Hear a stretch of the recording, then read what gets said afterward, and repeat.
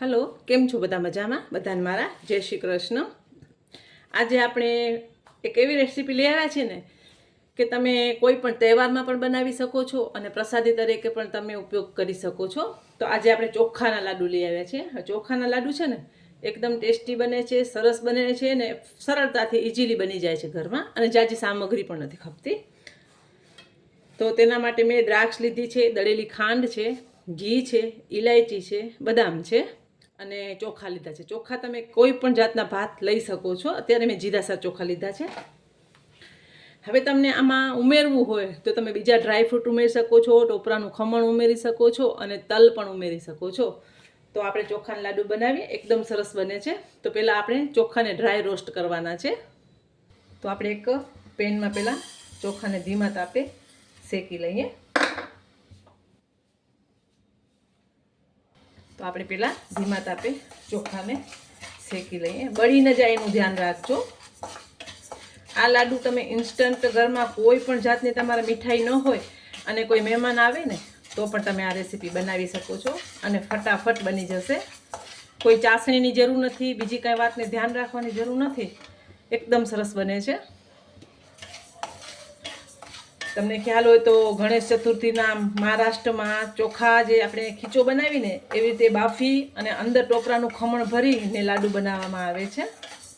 પણ આપણે આ ચોખાના લાડુ એવા બનાવશું કે ફટાફટ ઇન્સ્ટન્ટ બની જાય. જેમ જેમ ચોખા શેકાશે ને તેમ એની પાલિશ ઘટતી જશે અને ચોખા વ્હાઈટ થતા જશે, જાણે દાણો ફૂલતો હોય ને એવી રીતે. તો ચોખાને સારી રીતે શેકવા ખૂબ જરૂરી છે. એકદમ ધીમા તાપે એને તમે શેકશો ને તો બહુ સરસ ચોખા શેકાઈ પણ જશે અને ટેસ્ટ પણ સરસ આવશે અને કાચું નહીં લાગે દાણો.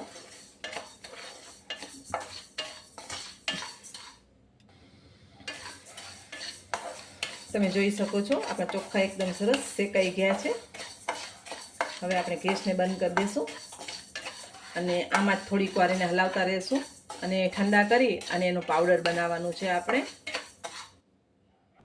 તો ચોખા આપણા ઠંડા થઈ ગયા છે તો આપણે દળી લેશું, લોટ કરી લઈએ અને ઝીણો.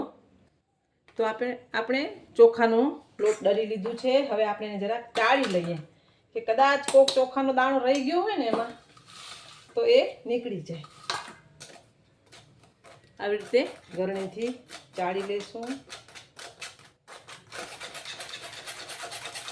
કદાચ આમાં કોઈક દાણા એવા રહી ગયા હોય ને તો એ આપણે આડા ના આવે.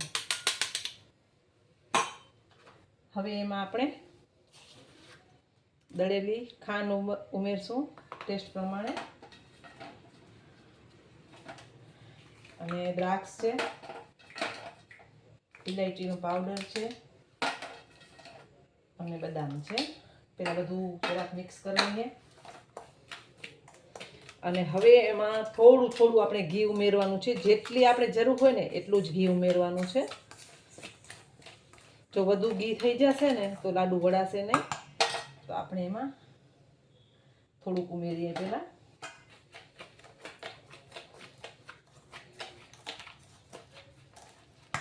આવી રીતે હવે એને હાથેથી જ આપણે મિશ્રણ કરી લઈએ, કારણ કે હાથથી કરવાથી વ્યવસ્થિત થાય છે.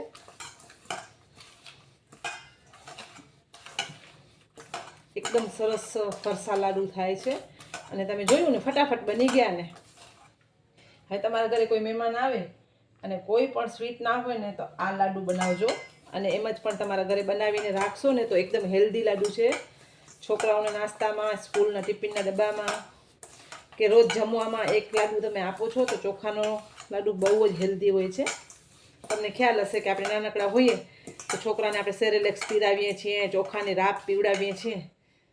તો આવી રીતે આપણે થોડું ઘીની જરૂર પડશે, જોઈ લેવાનું, જરૂર પડે એટલું ઘી લેવાનું, પણ થોડું થોડું ઉમેરવાનું. જો વધારે પડી જાય ને તો પછી લાડુ થોડાક ઢીલા થઈ જાય છે. જેટલું જરૂર હોય એટલું આપણે લેવાનું હોય છે.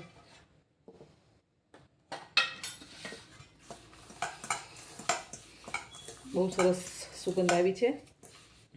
હવે આમાં તમે ઇલાયચીનો ઉપયોગ કરી શકો છો, કેસર નાખી શકો છો, કોઈ પણ એસેન્સ ઉમેરી શકો છો, પણ એનો નેચરલ ટેસ્ટ છે ને એ ખાલી ઇલાયચીથી જ આવે છે. તમે જામફળનો ઉપયોગ પણ કરી શકો છો. ખાલી તમે ઇલાયચીનો ભૂકો ઉમેરશો ને તો એનો નેચરલ ટેસ્ટ સરસ આવે છે. ચોખાના લોટનો બહુ મસ્ત લાડુ લાગે છે. તો એકદમ ઝટપટ બની જાય ને એવી રેસીપી છે. અત્યારે તો શ્રાવણ મહિનો ચાલુ છે, તો તમે દશામાના વ્રત પણ ચાલુ છે, તો પ્રસાદીમાં પણ તમે આ ધરાવી શકો છો. અને હમણાં ગણપતિ બાપા આવી જશે ત્યારે પણ તમે એને આ લાડુનો ભોગ ધરાવી શકો છો.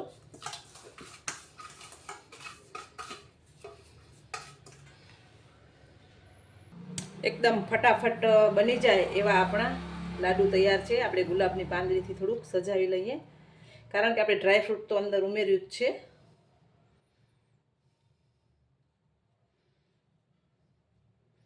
ડ્રાયફ્રૂટમાં તમને જે ભાવતા હોય ને એ તમે લઈ શકો છો. કાજુ, બદામ, પિસ્તા, અખરોટ, તમને જે ગમતું હોય ને એ.